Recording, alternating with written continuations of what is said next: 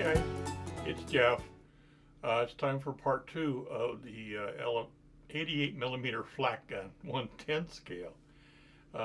This model was designed by a guy that goes by Redneck 3D over on Colts 3D. I've got a link in the description to the file in case anybody's interested in building it. But I've already got the carriage part done down here, so I'll take you down to the bench and I'll show you what I did. Okay?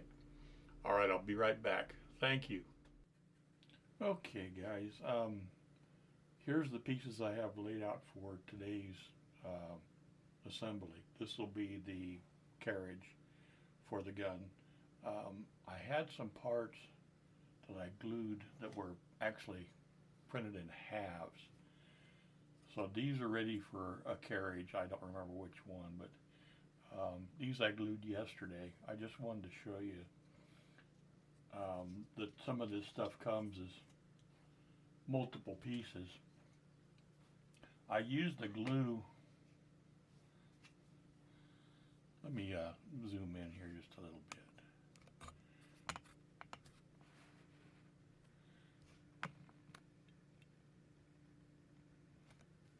This is actually not a glue. It's Liquitex acrylic medium, matte medium. I've been using it as a glue. It works real well. It's a water-based product. It's no odor, anything like that. It's very, very slow to dry. Gives you lots and lots of working time. This part here I actually made a mistake on, and I didn't quite get it centered when I when I glued it, so there's a little bit of an edge here. This I glued like 2 days ago. If you'll see how tough this glue is, how hard it is to get apart. See, it's about all I can do to get it apart. What's there? It finally, once it's set up. So I've done this before and I've destroyed a couple of parts doing this, but it can be sanded and it can be re-glued in the correct position. But it really sticks well. So anyway, I've got these parts that are all glued. They're glued yesterday. There's another one like what I just showed you there. This is a shock absorber, I believe, for one of the bogies. And I still got to take care of seams and things. There's another shock absorber. But we're pretty good on those, so I'm not too worried about that glue coming apart on me. It's actually not glue, but acrylic medium. I've seen this on a few other videos. Some guys are really using this a lot for like gluing large flat pieces of photo etch. Like if you got to put down a photo etch deck on a ship or something. If you use CA or something, the difference in the plastic and the metal causes they expand at different rates. When it's hot and cold and so forth, and the CA glue will crack, whereas this dries flexible and it allows for just a little bit of movement. I haven't tried it on like PE rails or anything like that yet, but I will at some point. Hey, something else I wanted to show you is this. This is, I've got it a little dirty, this is Liquitex acrylic medium modeling paste.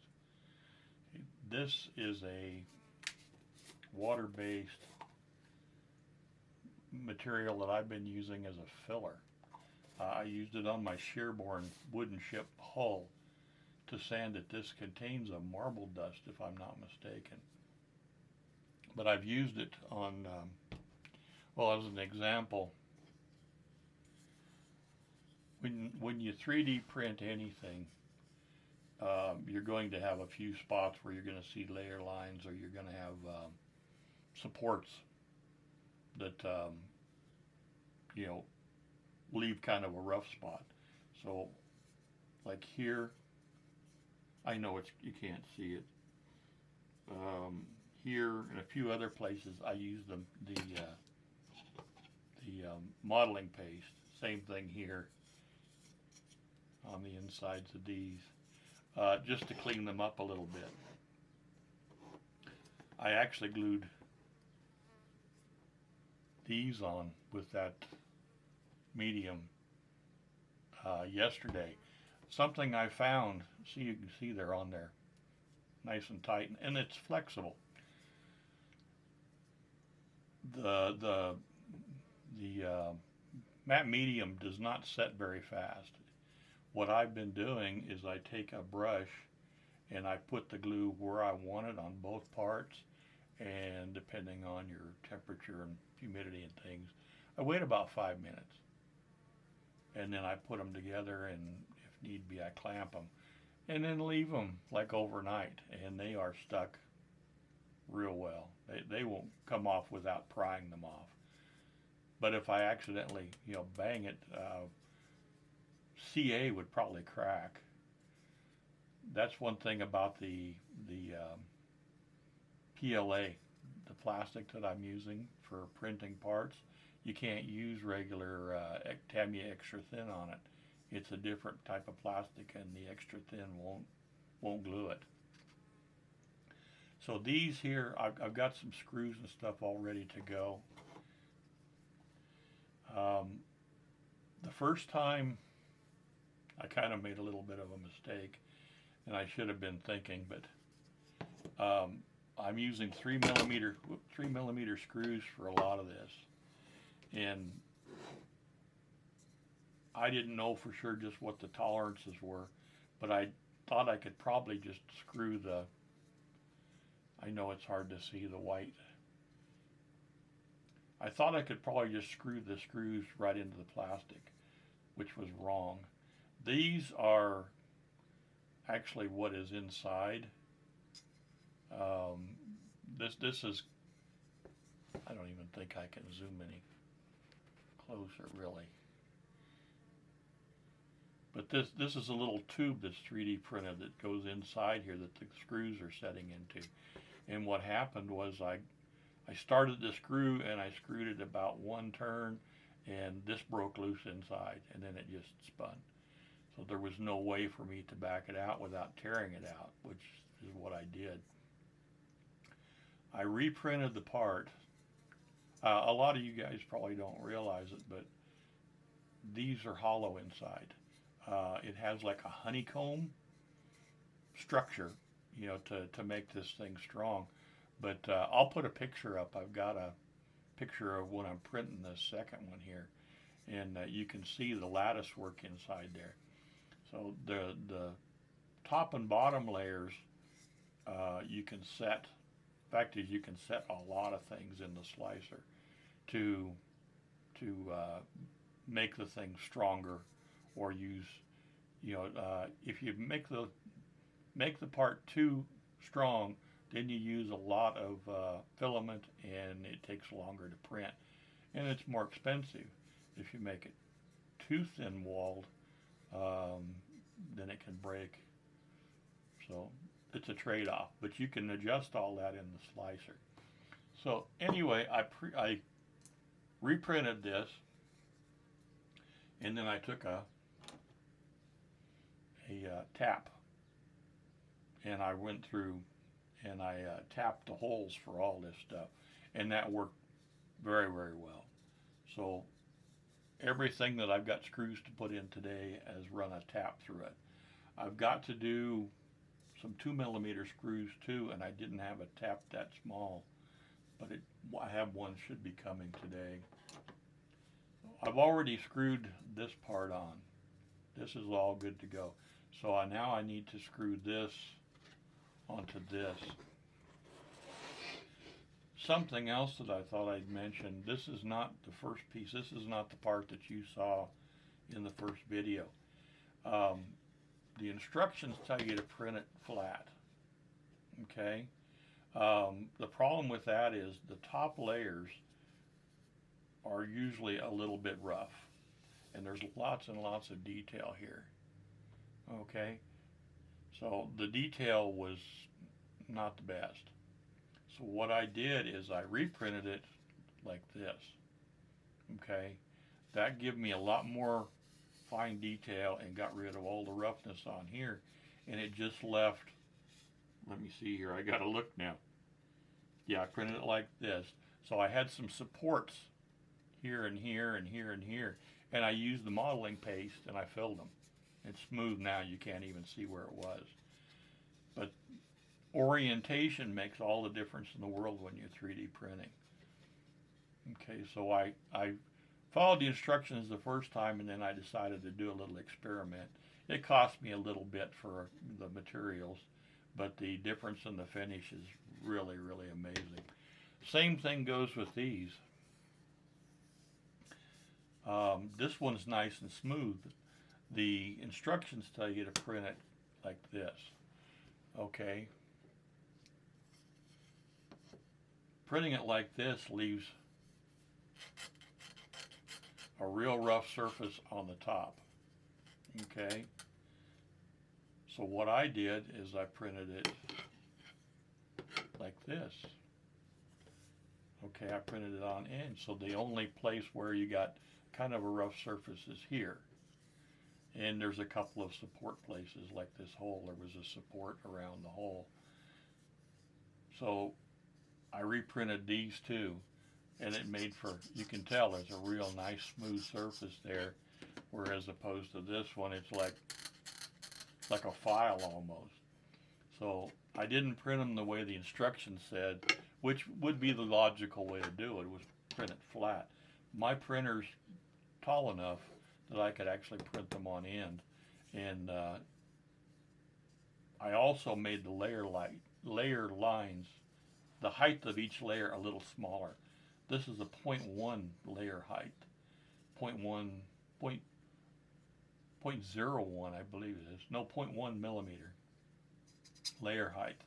So it takes longer to print, but you get a lot nicer finish.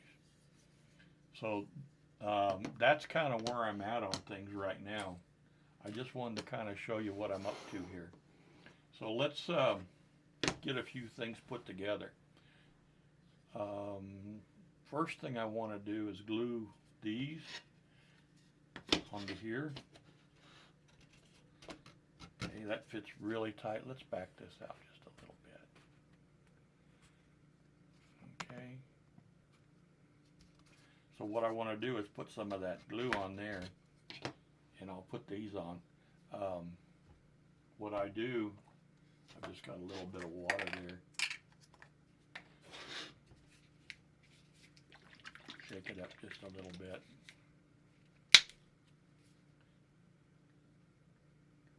Put just a little in a cup. And then a cheap brush. And I'll just put some glue on here, on all the surfaces.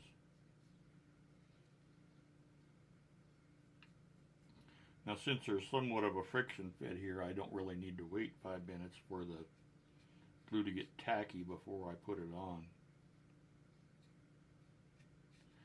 But if you're doing like small parts that you don't really have a way of clamping it or anything, if you do that and wait the 5 minutes, then it gets kind of sticky, and then it'll stick without any problem. This fits nice and tight. Okay, and I want to make sure this is flush on the bottom. Get this just where I want it. Take a couple seconds.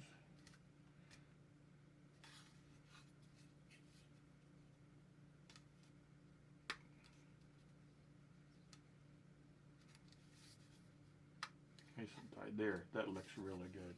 And as far as I can tell, yeah, we're flat across there. So that looks really good. So let's do the other side. This is the same thing. They actually thought far enough ahead to make one larger and one smaller because they are slightly different. So let's put a little glue on that. I really like this. I saw this being used on a couple of different videos, and I'm trying to remember the names. I think Boomer's Diorama uses this quite frequently, and if I'm not mistaken, Plunging Fire used some of this for some photo etch a while back that I saw a video on. Anyway, the idea is not mine. Anybody that's used this before, I'm sure, knows all about it. But you can put this on, and it actually takes a while for it to set completely.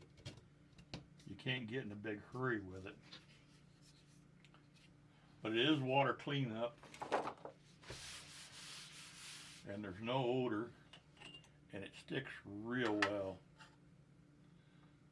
Okay, let me just back that just the tiniest little bit. Okay, I'm happy with that. And that looks nice and straight across. Okay, there's that. Now my table is not perfectly flat, so I'm not too worried about this little bit of rocking here. We'll take care of that later. Now, these are the cross legs, and I've got screws that I've tapped to go in there. And this is for a lock. That's what these are, is the lock. Let's see here. So this will go this way. And there's a screw here that keeps it from coming out.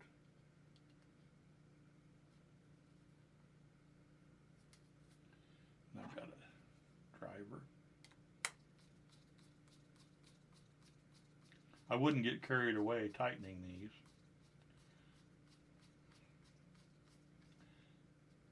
But they do fine. Okay, and then this will go here. Let's put this over and put this in. Like that. Then I've got to line these holes up. Let's see, I'm going to have to probably go off camera just a little bit to see.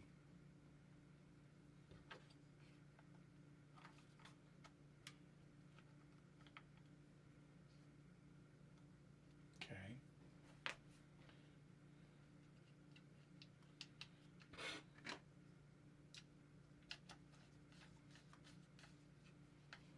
Get that to line up.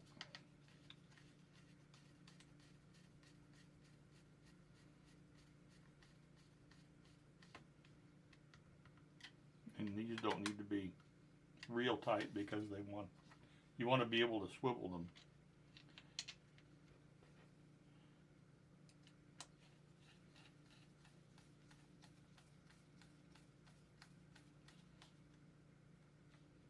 Okay.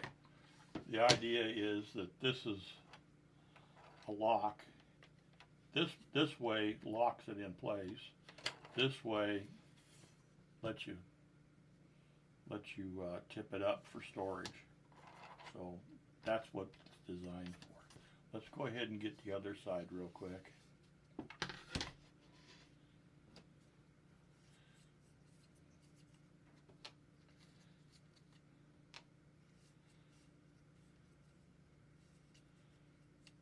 Okay. And then we've got this way. I know, I'm off camera. I'm sorry. I'm trying to see what I'm doing here. I got to look through there and line it up.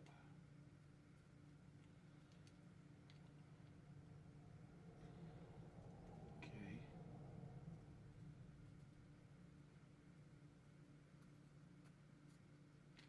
I don't want to strip it.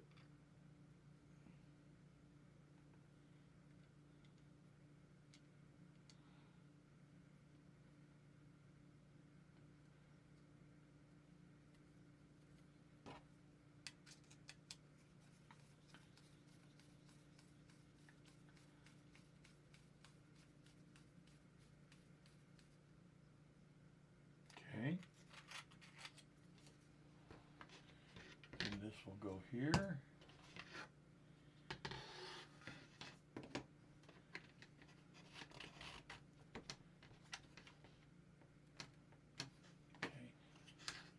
I'm going to shut the camera off for just a few seconds and put the rest of this on, because you're not going to be able to see it anyway, and I'll be right back. Okay, thanks guys. Okay, I got that put together. This is getting so big already it's hard to show it all on camera, but here's with the arms extended. Okay, so now what I want to do is put this pedestal on. So go here. I don't really think it's necessary to glue it. We've got 3 screws. Yeah, I'll put a little glue on it. It's not going to hurt anything.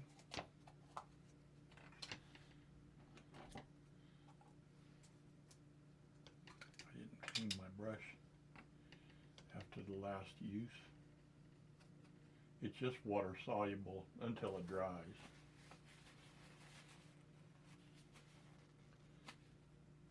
Okay.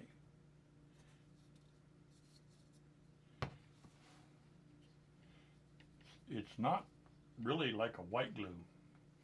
You know, it's an acrylic. It's not like an Elmer's or a standard white glue. Kind of reminds me a little bit of like micro crystal clear, but I'm not sure it dries clear. I haven't tried it on anything, any clear plastic. Okay, let's go ahead and put that together. I'm not sure if you guys will be able to see or not. I just use these little containers, makes the glue last a little while. And that's a little bit of water there for cleaning the brush. Okay, I'm not sure if you'll be able to see this or not, but we'll see what we can do. I've got to look through here to figure out where we're going.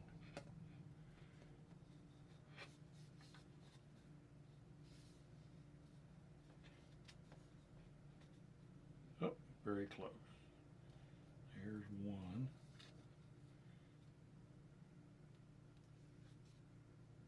Okay.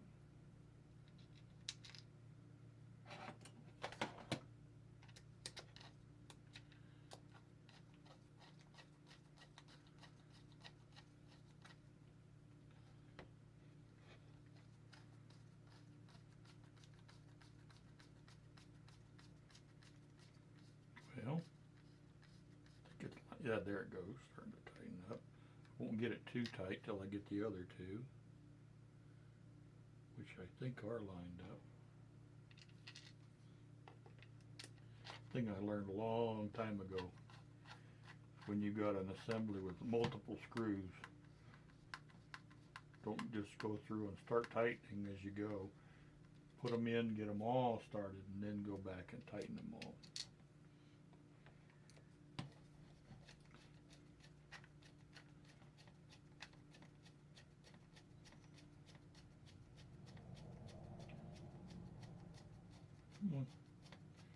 Feel it tightening up, I thought.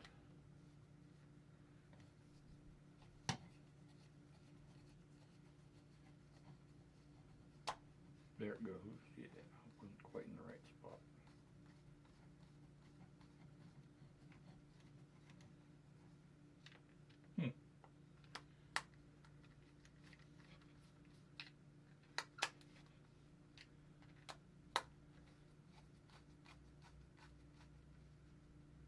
There it goes. Let's get them good and snug.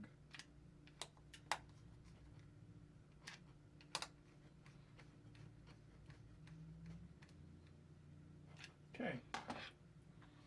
There's the base for the gun. And make sure we're not breaking anything.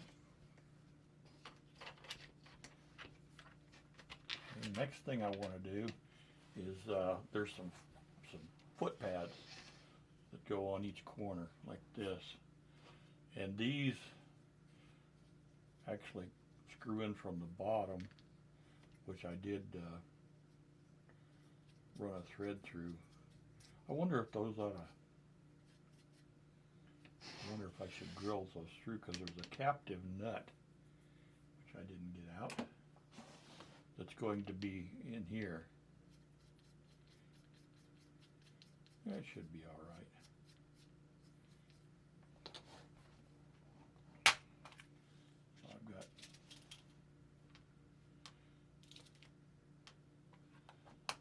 always put the lid on, because I don't want to be picking that mess up. Okay, let's see here. This is going to be a little tricky to do on camera. This will go through here. All right, here we are back with the feet all on. Getting heavy already. This was like 3 kilos of filament to print all this. Some of it was, support material and things. And of course, I had a few parts that I wasn't happy with and rejected. Anyway, here's where we're at right now. There's supposed to be a little cap over these that stick up. I'm not going to glue those on quite yet, because I think I might paint them a different color. I'm not sure yet, but we'll go ahead and set them in place. And then there's also 2 places here on the fixed arms where there's going to be a captive nut that will be used to attach the carriage to the bogies, the wheel set. So I'll put the nuts in there later, and I'll glue the little caps in. But that's gonna be about it for that part. Another thing I need to do on the original, let me start this here. I can't think and work at the same time. On the original, there was a couple of hooks on these horns that stuck out that hooked onto the bogie, and that's how they attached them together. Doing them in plastic, they would be pretty fragile. So the way the guy that did this designed it is he just made it to where there's some screws that the parts hook onto. In the instructions, they give me a dimension here, which is it's like 5 millimeters or something along those lines. But this is where the I'll go ahead and just run them in there, and then I can adjust them before I paint or anything. But that's where the hooks will attach to the carriage for the bogies to carry this, if I choose to display it that way. That's what I'll do, is just run these in real quick. I did tap the holes already, so it goes in pretty easy. And he's got them in there quite a ways, so that should make them fairly strong. Okay, let me go ahead and get these 2 also, just to have them finished. Well,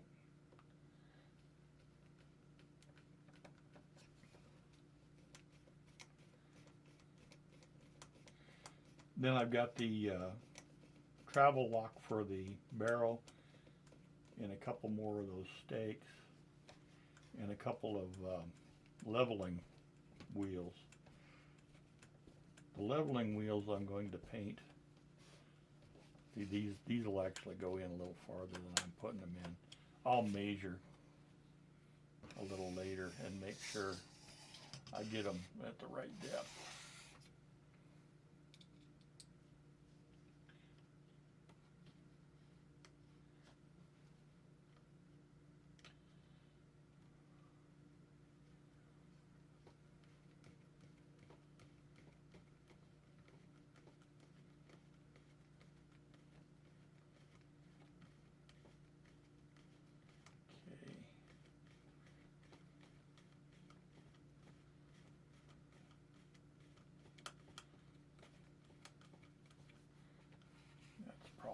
deep enough for right now.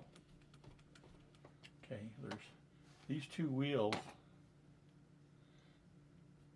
There's one here and one over here. I'm going to leave those off because I'm going to paint them a different color, imagine. But that gives you an idea.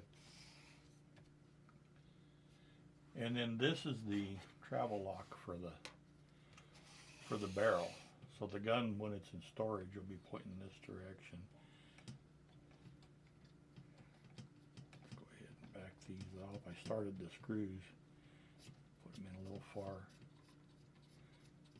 than I needed.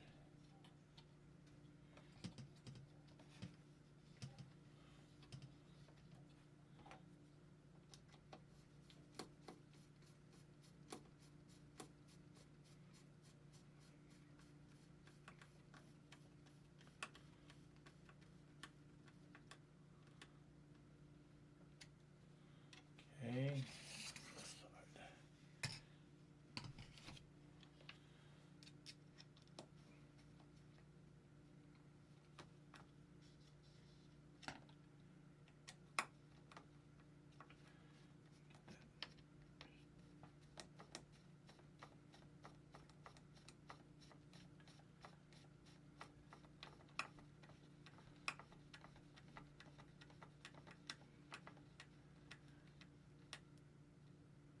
Okay, so that's the travel lock.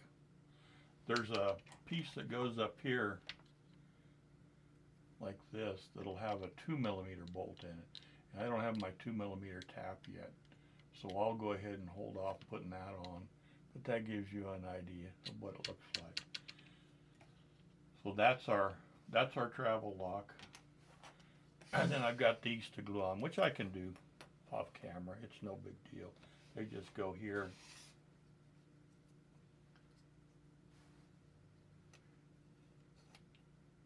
Okay. Well, well, it's going to take a little while for them to dry. I can go ahead and put the glue on them. Let's see here.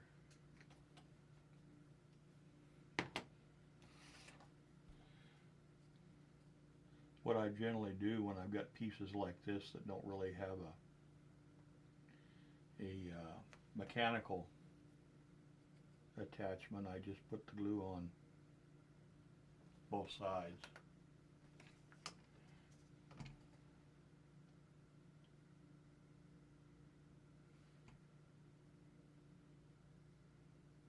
Okay.